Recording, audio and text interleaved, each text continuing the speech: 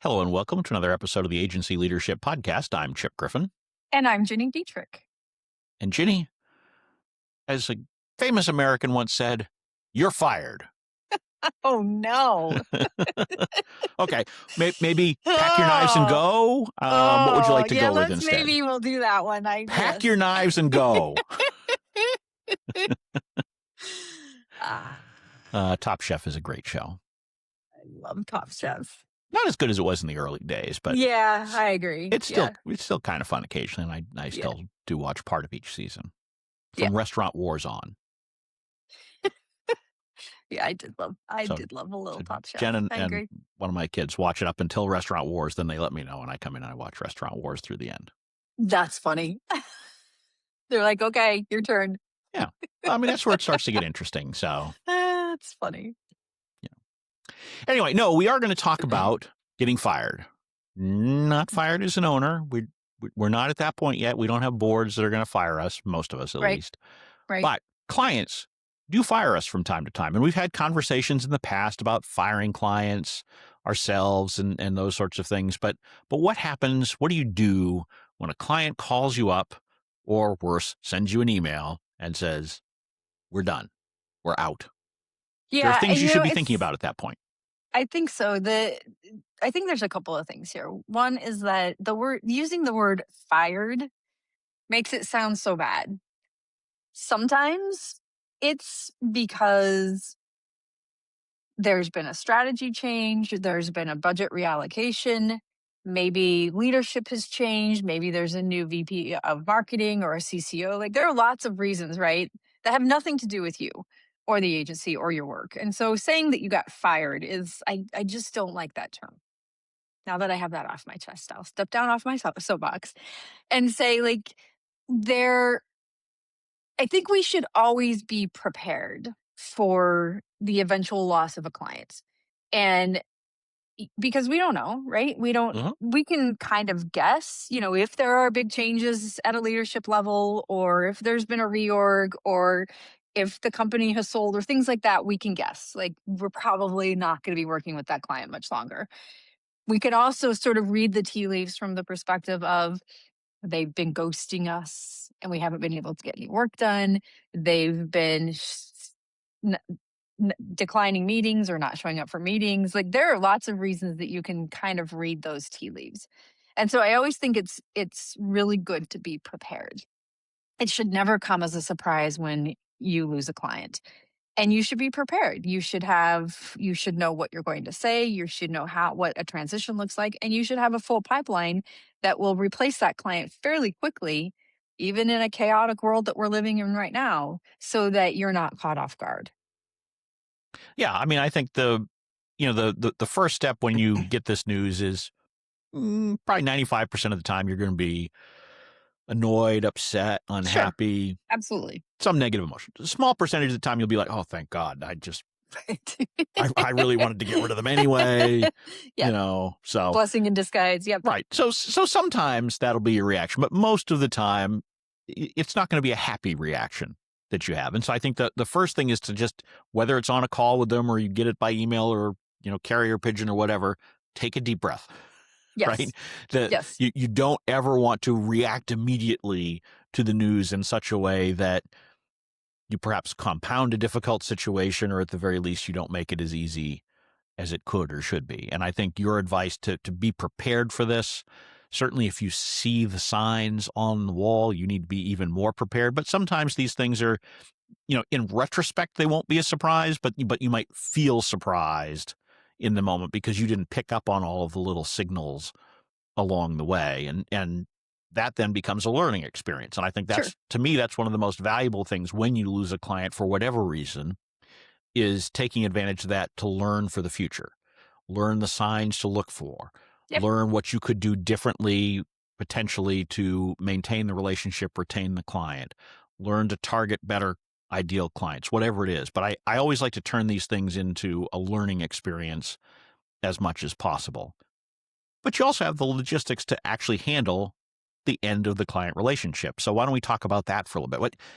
It's not just about the learnings that you can take for the future. It's how do you handle that immediately? How do you transition the client out? Yeah, I think, I always say that you're always remembered by how you left an organization versus the work that you did. And so you never want to burn a bridge, even if you're caught by surprise, even if you wanted to fire the client and you're happy about it, you should never burn a bridge because you just never know, right? So understanding what contract they signed and what the terms of agreement are. We had a situation where I was working with a girlfriend, and she lost a big, big, big, big client. It came out of the blue. That she was not expecting it because she'd had a conversation a week or prior that everything was fine. And so she works with several contractors, and we had to say, like, we're really sorry. We know that we thought you were going to be doing work in May and June, and like the client's gone. So, and she had one person come back to her and say, like, we have a 30-day agreement, blah, blah, blah. They didn't have a 30-day agreement, but in her mind, they had a 30-day agreement. Sure. In the paperwork, there was no 30-day agreement. So I use that as an example because in your mind, you may have a 30 or 60 or 90-day termination clause that may not have made it to the final piece. Maybe you have it for some clients and not others. Like, you have to really do your research and go back and read the executed agreement so you know what those terms are, and then spend that time ensuring that there's a seamless transition, that they're getting all the documents that you've created, that they understand where things are, that they understand where the passwords are, what you have access to, all of those kinds of things. Because I will tell you, there have been situations where we've lost a client and we're still in their Google Analytics. We're still the admin on their Facebook page, like stuff like that. I'm like, you guys, we're not going to do anything bad, but you really need to take us Right. off. Right. I mean, I've had former clients where I have had admin level access to a lot of their stuff Yes. for as much as a decade afterwards. Yes. Yes. Even when I flag it for them and say, hey guys, you Yes. might want to take me out. Yes. Yes. It's kind of amazing at times that It the is. things Yeah. that people don't pay attention to. But I mean, I think that's great advice to, to understand what your agreements say and to really just focus on how do you make it as smooth a transition as possible. It- no matter how frustrated you are, you need to try to think through how do we make this as pain-free for everybody, because you can Yeah. make it difficult for them, but that's really just going to make it difficult for you. Yep. And to your point, that's how you're going to be remembered as the person who made it difficult. And so, if you get if you get the information on a call, certainly say, hey, look, let's put together a wind down plan or transition plan or however you want to frame it. Part of that will depend on how sudden it is. Are they saying we're not going to renew in 3 months, or is it we're giving you as short a notice as possible? That will affect the timelines Sure. and those sorts Yep. of things, but Yep. it doesn't affect the fact that you want to try to make sure that you are making it smooth and clean and painless. And don't hesitate to say, hey, let me think about this and come back to you with a Right. plan for how we do it. You Right. don't have Right. to have every answer in the moment, and giving yourself that time to step back and absorb it may allow you to come forward with a more productive plan all the way around. Because your goal has to be to make sure that you're fulfilling your contract while at the same time trying to get them to fulfill their end of it. Right. And the more that you fight, the less likely you are to even get what you are due under the agreement. And so, you want to try to make it as friendly as possible in how you wind it down to make sure that you do get those payments that you are still owed. Yeah. And I think, if it comes as a surprise, I think you're absolutely right that saying things like, gosh, I'm really sorry to hear this. I've really enjoyed working with you. Let me take a couple of days to craft a transition plan. That gives you time. That from their perspective, they're like, okay, they're being thoughtful about this and strategic about it, and they're going to be helpful. And that gives you time to settle yourself and be get all the emotion out of it and actually create something productive.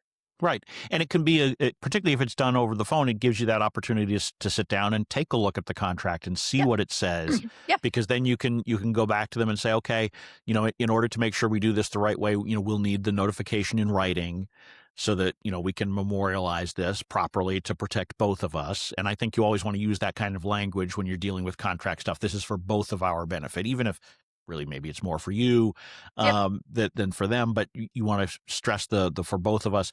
And that's also your opportunity to then look at other clauses in there that maybe are to your benefit, like the notification period that maybe you didn't bring up on the call, You can say, hey, we need to make sure we get this in writing. And of course, as you know, from this agreement, you have 30, 60, 90, whatever the notification period is. So, we'll work to that as we wind this down.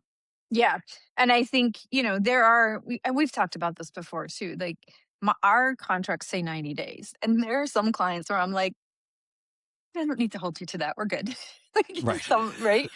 how And then there are about 90 situations. minutes? How Can about we can 90 we just be minutes, 90 seconds, we'll 90 just be done now? seconds? I'm Yeah, out. I'm good. Yep. Good. Yep. See ya. Yep. But then there are also situations, we had the Great Recession, we had COVID. There are some situations where you're just like, you could be understanding and be like, gosh, I'm really sorry to hear business sucks. And we have a 90-day termination clause, but let me waive that for you and let's do this instead. And you're always seen in good light when you do those things. And in Yep. fact, every time I have done that, either that business has come back or they've referred business to us. Yep. So you don't want to do that in every situation, and you don't want to hurt your cash flow, if it's going to be detrimental. But there are situations where you can be a little more understanding and use that kind of language so that they understand that you're doing them a favor, because you really are doing them a favor in some cases.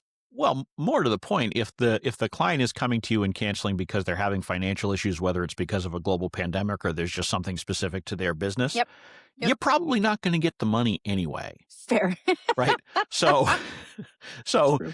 so rather than fighting for something that probably isn't there anyway, why don't you try to make it as painless as Yeah. possible and get whatever Yep. you can? Yep. So Yep. that you've built some goodwill potentially for the future. Because you also have to keep in mind that most of the time, we're not working with the actual owner of the business. Right. Most of the time, even in a mid-sized business, we're working with someone at least a step or two removed from that level. And so why are we making their life more difficult when it's not, it may not even be their ability to make a decision, particularly if it's financially related. So, think about that and put yourself in their shoes. If you were in a position, if you've got contractors, think about, you want to react to them the same way you want your contractors to react to you. Right. Yep. And you don't want your contractors coming at you, right? And Yep. you Yep. want to try to work something out amicably. You should be doing the same thing upstream from you in the relationship as well.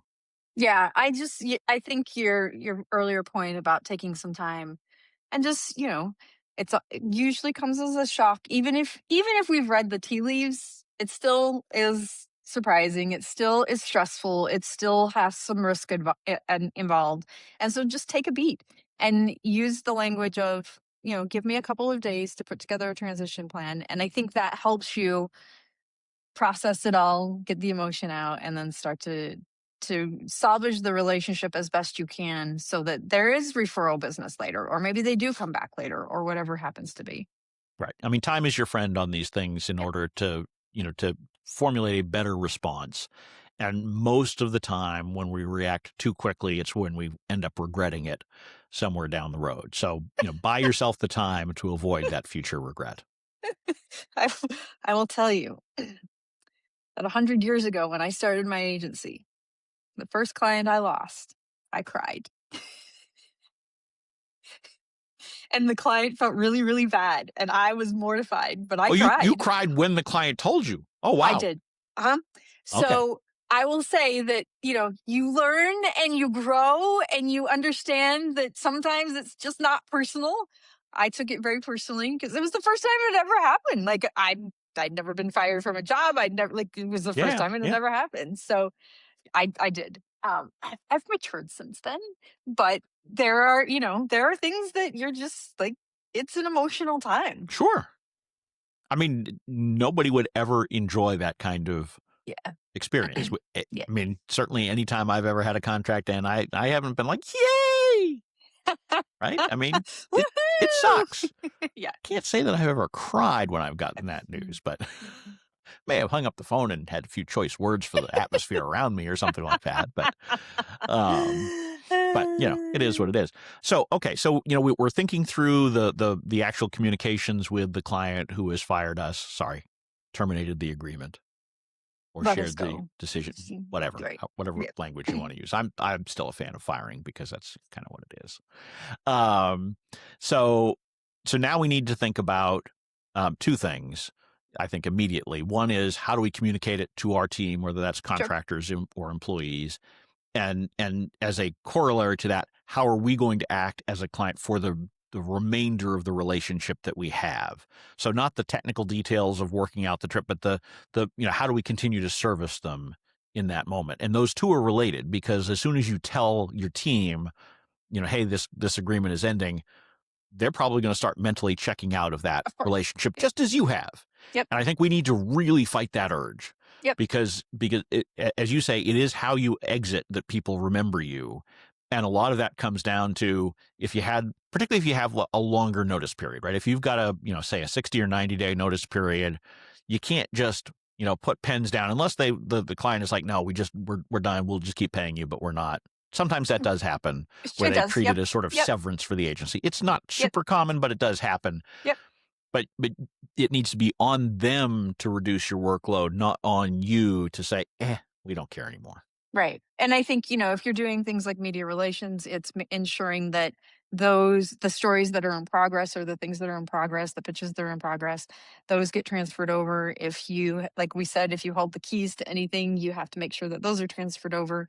All of the things that you have in progress, understand, to your point, that it may be like they just want you to stop work immediately and hand everything over, or they may want you to they want you to finish things that are in progress, but understand what that is so that you can ensure that. And one of the things I always say to my team, and I repeat what I said at the beginning, which is, you're always remembered by how you left. It is our job to transition smoothly and make sure that nothing falls through the cracks. Yep. And I understand that you're checked out. I'm checked out. I'm surprised by this. It's not it this is going to be a little bit of a painful process, but we have to be professional and we have to ensure that we're transitioning cleanly. Yeah, and please do not fight them. Because that's even worse than, we just kind of give up. But I've seen many agencies where they basically fight clients on the way out the door, and the client will say, "Can I have this? Can I have the latest draft of this, even though it's not finished?" And they'll be like, "Well, no, because we're not going to be working with you anymore, and so you don't get the draft; you only get the final No, version."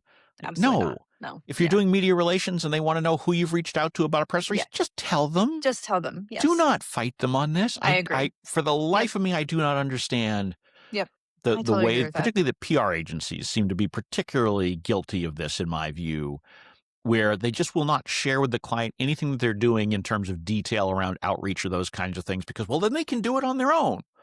Okay, fine. Let them, right? They'll figure out it's not that easy. It's not Yeah. just having the spreadsheet of what contacts you've made. Yeah. I'm not saying you need to give them your whole database with all of your personal notations about, stuff that you do across other clients. But if it's pitch work that you've done for this client, give them the information. Come on, Yeah. man. Yeah. I mean, especially if it's in progress and there's like Yes. something's happening, like there's no reason on earth not to give them that information. No Right. reason. Right. And look, if all you're good for is a spreadsheet, it probably wasn't worth hiring you anyway. Yeah. So, you've got to be realistic about these kinds of things. But as you're communicating with your team, you want them to understand that they need to have this same mentality of being helpful and making sure they finish strong. I think the other thing is to make sure that you're communicating clearly with your contractors and employees about what this means. Yeah. Hopefully what it means is you've got a strong pipeline, and so, it's a bump in the road, but it's not a big deal. But if it is a big deal, don't try to hide that fact, right? I mean, you don't have to Right. like terrify them, Yeah. but if you've got a contractor and it's probably going to mean that you're going to have to cut them altogether or partially, if you think it's, a giant client and you might lead to layoffs, be honest with people sooner rather than later, Yeah. because the more you put this off, the harder it is to deal with. And Yeah. again, it's a balancing act, because you can't just be, like panicking them, which is again another argument for taking a deep breath, absorbing the information, figuring out your plan. You don't have to hang up the phone and then immediately call up all your team and say, "Oh my God, we just lost Acme Pharmaceuticals," right? I mean, that doesn't help anybody. Take the time, think it through, think through the questions you're likely to get so that you can communicate confidently, but also honestly. Yeah. And I would say, if you have access to an HR team or person, if you have access to a legal team or an attorney, like reach out to them as well, because as you're crafting this plan, because they're going to have a different, they're going to look at it through a different lens, they're going to have a different perspective. And especially if you have a team, getting HR involved in that to say, okay, here's scenarios A, B, and C to help you plan, so that when an employee asks, you have a response and it's not just shot from the hip a little bit. And Right. I know I've told this story before, but during the Great Recession, we had 95% of our clients left between Christmas and New Year's of 2008, 2009. And I had to go back to the office and lay everybody off. And the biggest mistake I made two big mistakes in that. One is that everybody was talking about the economy and the Great Recession and all this stuff for a year, but I didn't pay any attention. I wasn't mature enough. I wasn't experienced enough. And so I just kind of put my blinders on and was like, everything's great. We're growing, Right. and so I didn't plan. And the second mistake I made is I didn't let the team know ahead of time. And I didn't think I could. And I'll never forget this as long as I live. One of my employees came up to me after I let everybody know. And she said, I wish you had told us, because I would have been happy to go part time. And I was like, Right. like, yeah. Yeah. So be honest and open, because I think they will come with solutions too that you may not have thought of, or that you may have assumed they're not willing to do when they are. Right. Absolutely. So then I think that takes us to that final piece, as we're wrapping up here, and that is to take lessons away from it, because there's something to be learned from the end of every relationship, whether it's because it was a project and it naturally ran its course, or because you were on a retainer and they decided to end it, or what have you. Yep. There are always lessons to be learned, and I think it's really helpful to sit down with your team, not just at the end, but at key milestone points as well, and say, okay, what have we learned from this? What could we have done differently? What should we do differently, not just with this client, but with others in the future?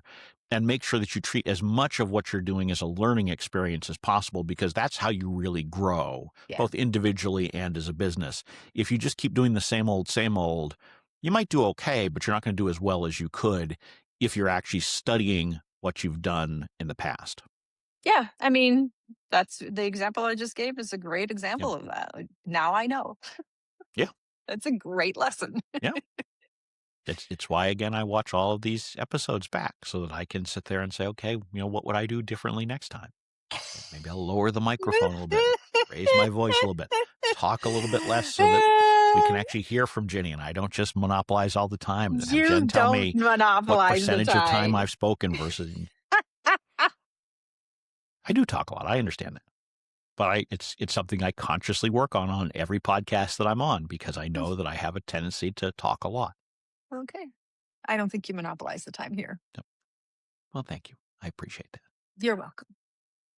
So I guess we're not going to monopolize any more of your time as a listener. So we will wrap up today's episode, but hopefully we've given you a few things to think about the next time that you get that dreaded call or email from a client who is not firing you, but ending the relationship in whatever fashion we want to call it. It's So, not always being fired. okay. Fired means that you did a bad job. Okay. On that note, I'm Chip Griffin, I'm Jenny Dietrich. and it depends.